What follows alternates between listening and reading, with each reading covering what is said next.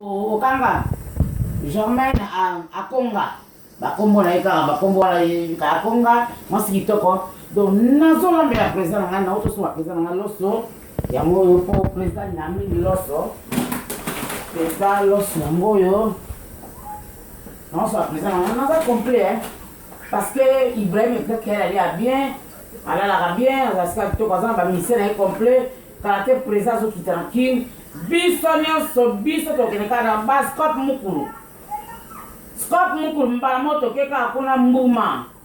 donc la beta ka mbuma ka bebe mbuma na beta nga stop mwana matete mwana mtoto afana ngalale lelida na kata Spain donc bambote ya trop mère pe awa na kata parler au mère nyekese yo evika Scott Mukulu yo evika mère ni passe na temps vrai chéri afanda kala kwa nyekese boy donc ngana olamba président nga fa ole ko na foncer la président Ibrahim Kekele na loso bise président brise pangi baza ba mère ani timambote ba tonga balia ka mari tumba ba dame kosumato baza kalen sur mère ani timambote stratégie à fuego donc stratégie à fuego baza ka yé na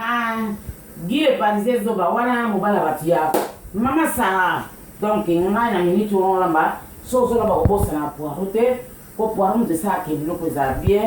papa na sa fierté parce que papa lui na fierté tu na fierté pour présenter Ibrahim Kekele quand même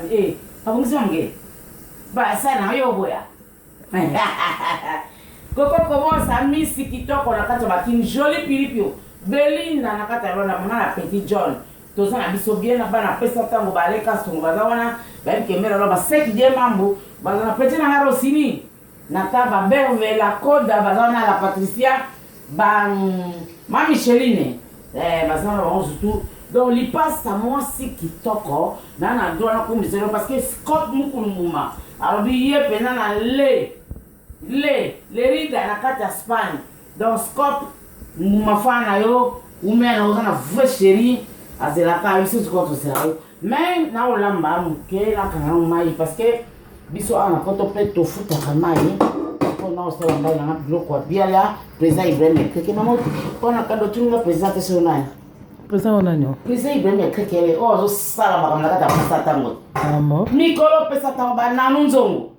ba bibi shem mama Naomi mama na Isaac